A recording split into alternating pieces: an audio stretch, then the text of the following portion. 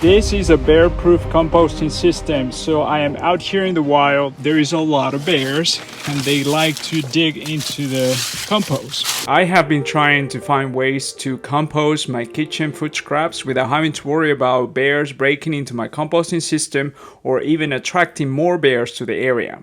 These are food-grade barrels and they are working quite well. This is my third year going into this system and the bears have not been able to break into them.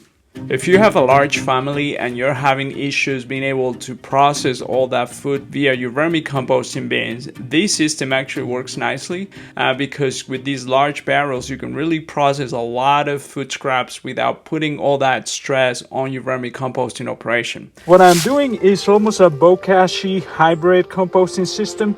These bins don't have holes in the bottom, so what I do is I piled up a lot of leaves, a lot of carbon, brown material, and then I feed that with bokashi. Bokashi is essentially food scraps that have been fermented using the same microorganisms that you find in the soil. This is about a year into the process, and this is what it has turned into. So the leaves are colonized by mold, so there is no worms here. I try to introduce composting worms and they don't survive because of the high acidity content, but I love seeing this mold because that's fungi driven decomposition, bear proof. What I love about these bins is the fact that it's almost a mason jar lid. Bears have a hard time being able to open the bin via the top because it's cruising very nicely and it's pretty airtight. And when you think about bokashi composting, you really need the absence of oxygen. It's an anaerobic process of decomposition. It's essential fermentation, which is the opposite of what you're trying to do inside of a vermicomposting system when you want good airflow to come in to keep things healthy. In the case of bokashi, you want